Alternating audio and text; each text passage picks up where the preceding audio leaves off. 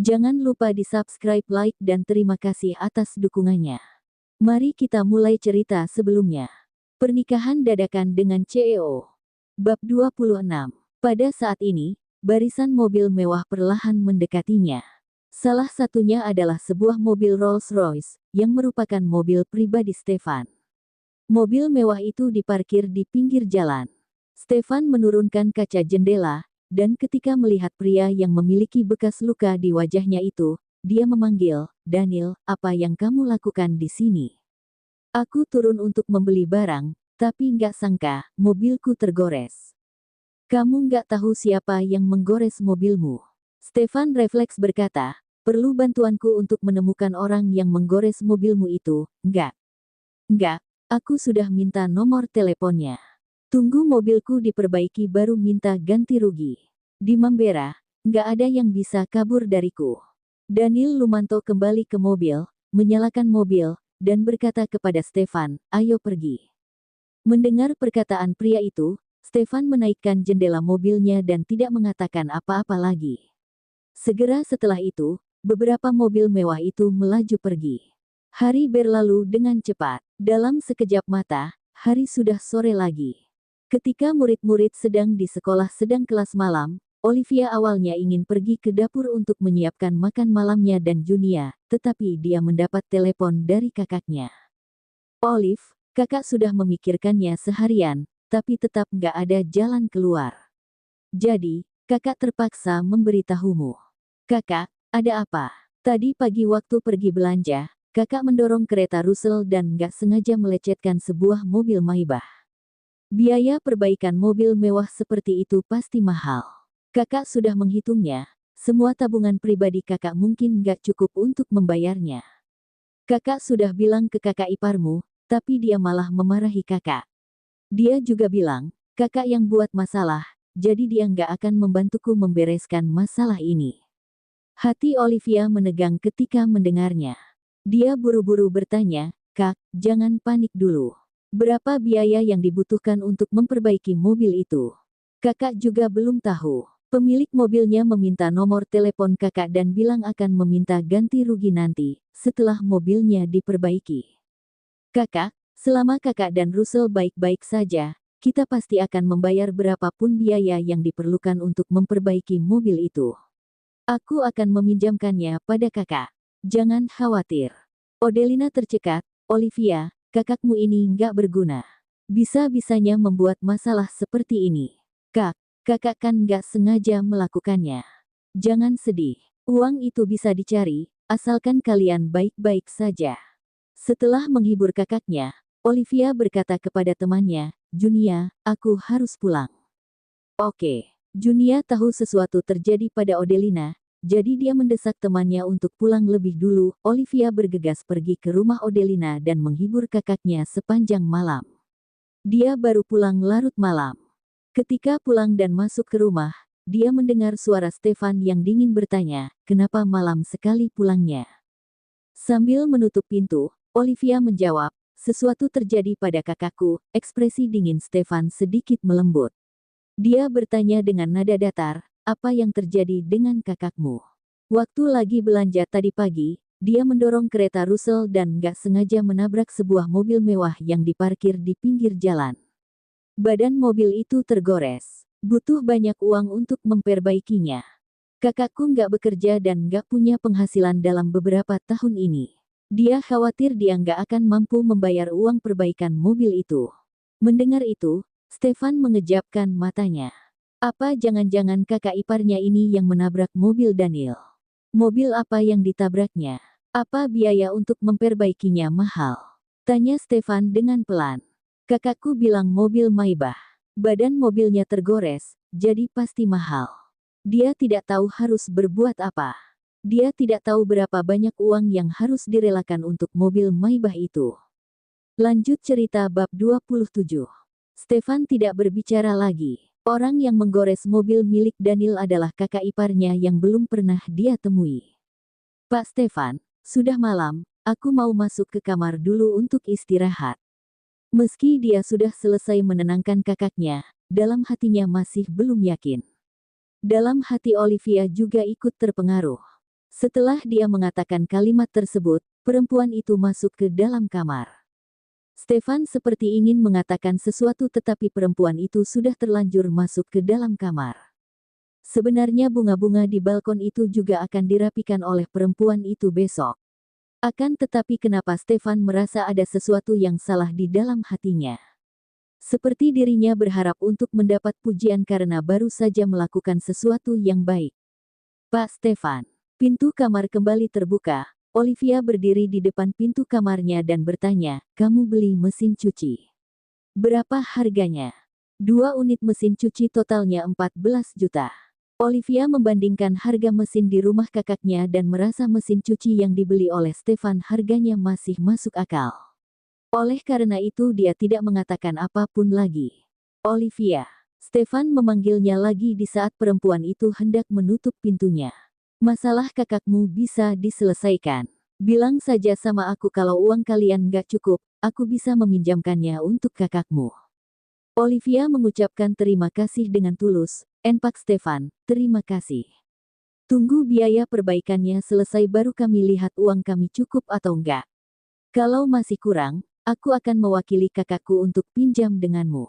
Pasangan suami istri yang baru saja menikah itu memang masih sangat asing. Akan tetapi kakaknya terkena musibah, dan lelaki itu menunjukkan sikap bahwa dia bersedia meminjamkan uang membuat Olivia merasa tersentuh. "Iya, sudah larut, kamu istirahat dulu dan jangan terlalu banyak berpikir. Pasti akan ada caranya." "Iya, kamu juga. Selamat malam." Olivia masuk ke dalam kamar setelah mengucapkan selamat malam pada Stefan. Sedangkan Stefan duduk sejenak di ruang tamu dan bangkit untuk masuk ke dalam kamar. Juga, saat pintu kamar telah tertutup, dia mengeluarkan ponsel dan menghubungi Daniel. "Daniel, sudah tidur?" Daniel hanya terkekeh dan berkata, "Mana mungkin, aku biasanya tidur jam 2 atau 3 subuh. Kenapa? Mau ajak aku minum? Datang saja ke rumahku, aku akan mengeluarkan minuman koleksiku untukmu.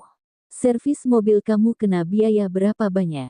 Kala itu Stefan tidak turun dari mobil untuk melihatnya. Dia tidak tahu seberapa parah keadaan mobil milik Daniel. Goresannya nggak begitu parah, palingan hanya habis 30 jutaan. "Kamu nggak ada asuransi?" Lanjut cerita bab 28. "Masalah kecil saja, malas untuk lapor asuransi." "Stefan, kenapa kamu tiba-tiba tanya hal ini?" Stefan terdiam sejenak dan berkata, "Perempuan yang menggores mobilmu siang tadi adalah kakak dari penolong nenekku. Mereka hanya hidup 2 kakak beradik saja, kakaknya hanya ibu rumah tangga biasa dan nggak ada pemasukan. Setelah menggores mobilmu, dia khawatir nggak bisa menggantinya. Kebetulan sekali, ternyata dia kakaknya penolong nenekmu." "Gimana caranya kamu bisa tahu?" tanya Daniel. "Nenekku sangat menyukai penolongnya itu dan sering ke rumahnya untuk ngobrol." Melihat penolongnya tampak sedih, nenekku bertanya pada dia dan perempuan yang bernama Olivia Hermanus itu menceritakannya pada nenekku. "Bohong Stefan. Wah, yang menggoreskan mobilku itu namanya Odelina Hermanus. Dari namanya saja ketahuan kalau mereka kakak beradik. Karena dia kakaknya penolong nenekmu, aku nggak akan mempersulit dia. Uang sekecil itu juga nggak perlu aku yang merepotkannya. Tapi karena aku korban, aku nggak mau buat dia merasa lepas dengan mudahnya tanpa mengeluarkan uang sedikit pun. Dia nggak akan kapok dan kemungkinan akan mengulanginya lagi." Daniel merupakan anak keempat dari keluarga Lumanto dan tahun ini berusia 35 tahun. Meski dia belum memegang usaha di keluarganya, dia memiliki banyak anak perusahaan dari Lumanto Group dengan kemampuannya sendiri. Bisa dikatakan dia juga merupakan salah satu konglomerat kaya raya. Lelaki itu juga merupakan orang yang loyal. Saat remaja dulu, dia merupakan lelaki yang cukup berandal dan membuat wajahnya menyisakan bekas goresan pisau. Karena terlalu malas melakukan operasi plastik, dia memutuskan untuk membiarkannya saja agar memberikan kesan tegas dan sedikit menyeramkan. "Karena kamu bilang mau kasih dia pelajaran, kalau jumlah uangnya nggak banyak, maka biarkan saja dia menggantinya. Tadi aku pikir kalau biayanya besar, kamu bisa kasih dia harga diskon. Anggap saja karena dia penolongnya nenekku." Uang 30 juta bukan jumlah yang besar bagi orang kaya seperti Stefan dan juga Daniel. Odelina juga bisa membayarnya tanpa perlu bekerja, dia bisa meminjamnya dari orang lain. Nggak banyak, hanya 30 jutaan saja. Aku akan minta dia bayar setengahnya saja. Buat ibu rumah tangga seperti dia yang nggak ada pemasukan, jutaan saja sudah sangat besar sekali. Yang penting dia bisa kapok saja dan lebih berhati-hati waktu di jalan. Jangan sembarangan menabrak mobil orang lain lagi. Untung saja mobil lelaki itu berhenti di tepi jalan, bagaimana kalau ditabrak waktu mobil itu sedang melaju? Apakah nyawa bayi lucu itu masih akan terselamatkan? Terima kasih, Daniel. Masalah kecil, nggak perlu mengucapkan terima kasih. Lagian nenekmu benar-benar suka perempuan itu. Walaupun dia sudah menolong nenekmu, tinggal kasih uang ucapan terima kasih saja. Nggak perlu komunikasi dengan rutin. Nenek Sarah malah sering sekali cari dia untuk ngobrol dan bahkan memintamu untuk membantu perempuan itu. Nenekku sedang menyalahkan kami yang jadi cucunya ini nggak berbakti. Nggak ada yang punya waktu buat menemani dia, ujar Stefan dengan datar. Yang paling diharapkan oleh neneknya adalah mereka para cucunya segera menikah dan memiliki anak. Dengan begitu maka dia akan memiliki banyak cucu untuk menemaninya.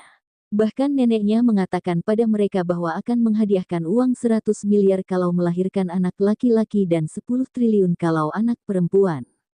Neneknya dari dulu ingin sekali memiliki cucu perempuan, tetapi 3 menantunya justru melahirkan 3 anak laki-laki.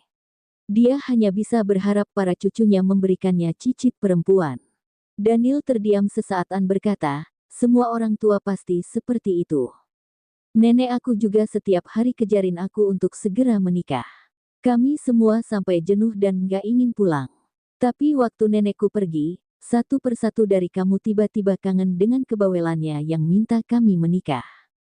Kehidupan selalu seperti itu. Setelah merasakan kehilangan baru tahu apa yang sesungguhnya berharga. Dari keempat saudaranya, hanya tinggal Daniel yang masih belum menikah.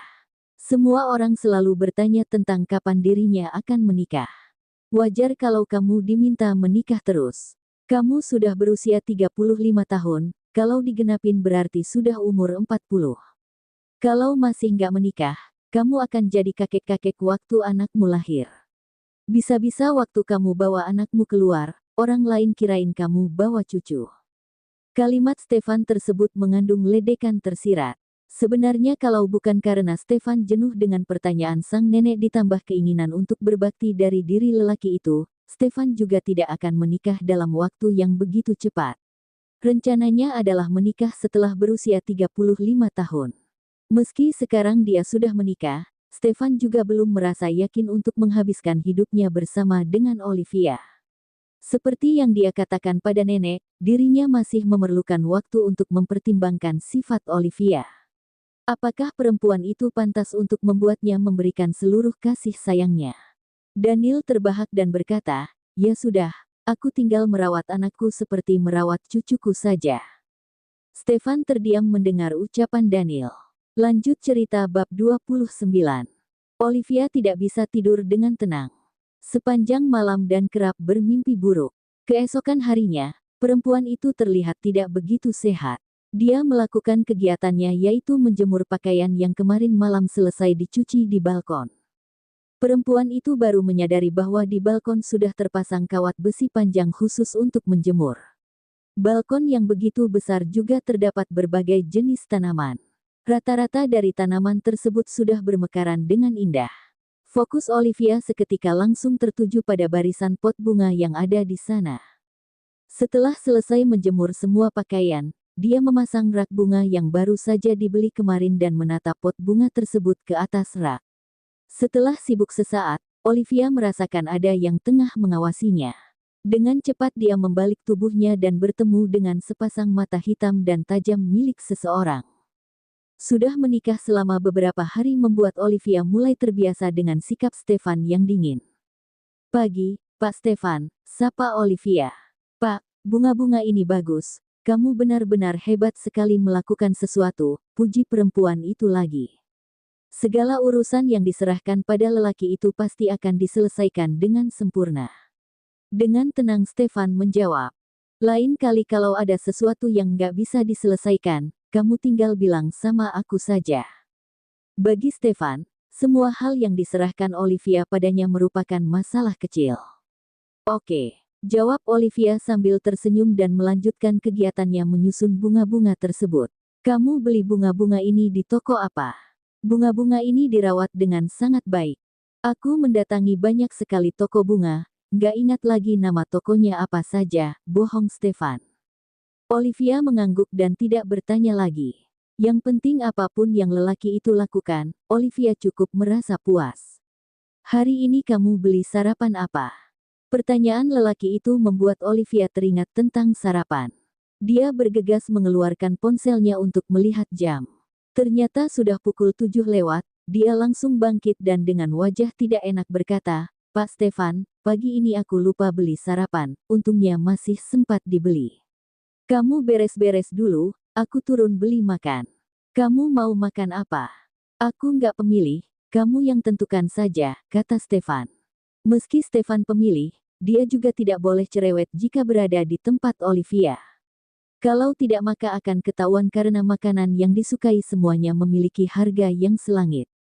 Oke, dengan cepat Olivia turun ke bawah dan pergi membeli sarapan dengan mengendarai sepeda motornya.